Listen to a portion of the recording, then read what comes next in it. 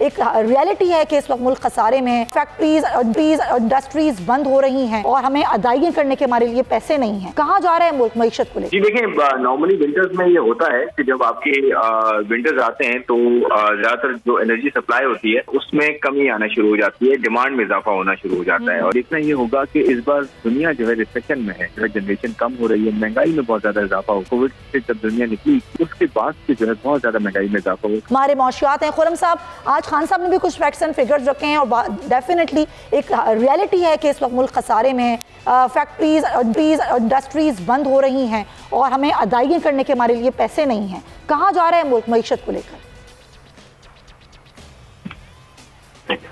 Hello जी, मेरी आवाज आ रही है? जी खुर्रम साहब प्लीज। जी देखिए, नॉर्मली विंटर्स में ये होता है कि जब आपके विंटर्स आते हैं तो ज्यादातर जो एनर्जी सप्लाई होती है वो जो है उसमें कमी आना शुरू हो जाती है, डिमांड में इजाफा होना शुरू हो जाता है। और ये हमने देखा है ऑलमोस्ट सारे विंटर्स में इस तरह की जो है वो चीजें होती हैं। लेकिन इस बार देखना ये होगा कि इस बार दुनिया जो है रिसेशन में है, यानी दुनिया की जो मईशत है वो काफी स्लो हो गई है और तरक्की काफी बढ़ गया है, एम्प्लॉयमेंट का जो है जनरेशन कम हो रही है, महंगाई में बहुत ज्यादा इजाफा हो गया है।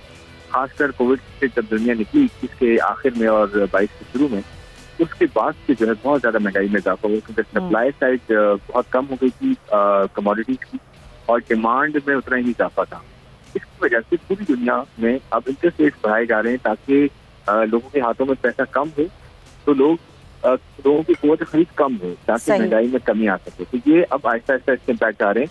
उसकी वजह से हमारे यहाँ भी आपने देखा होगा एक एडिशनल इशू जो है कि पॉलिटिकल अनसर्टेनिटी काफी बढ़ गई है।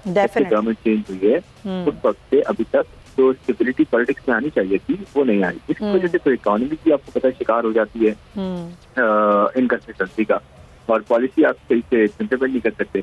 ये बड़ी प्रॉब्लम जो है हमारी मईशत को बहुत ज्यादा इम्पैक्ट कर रही है। लेकिन अच्छी बात यह है जो मुझे सिल्वर लाइनिंग नजर आती है वो ये कि इस विंटर में रिसेशन है क्योंकि दुनिया में ग्रोथ के साथ ऑयल प्राइसेस का बढ़ना खतरनाक होता है, लेकिन ग्रोथ जब कम हो जाती है तो ऑयल प्राइसेस में भी डिमांड नहीं रहेगी। इसकी वजह से मुझे लगता है ये विंटर्स हमारे लिए टफ हो सकते हैं, बस इतने टफ नहीं होंगे पिछले 2-3 सालों में बहुत ज्यादा। चले सर, देखते हैं कि क्या सूरत हाल रहती है इन विंटर्स में। Thank you so much for your time.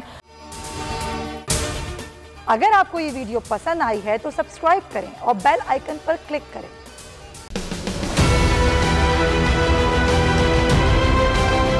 बोल ने हमेशा हक और सदाकत का साथ दिया, सच के साथ खड़ा रहा।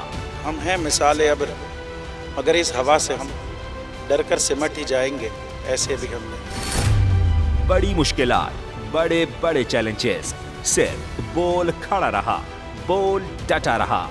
है उसकी आदत डरा रहा है, मेरी फितरत डरा नहीं हूँ मैं, और ये ईमान की ताकत की वजह से। सहाफत पर जब भी कड़ा वक्त आया सिर्फ बोल खड़ा रहा, आवाज उठाता रहा हकीकी सहाफत के लिए। इंशाअल्लाह अल्लाह बेहतर करेगा, हक बातिल पे गालिब आके रहे। बोल को है जरूरत अवाम के दुआओं की।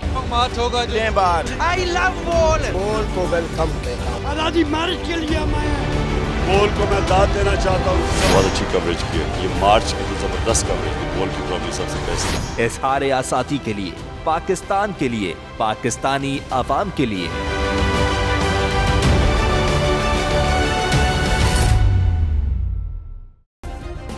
सब्सक्राइब करें और बेल दबाएं ताकि कोई खबर रह न जाए।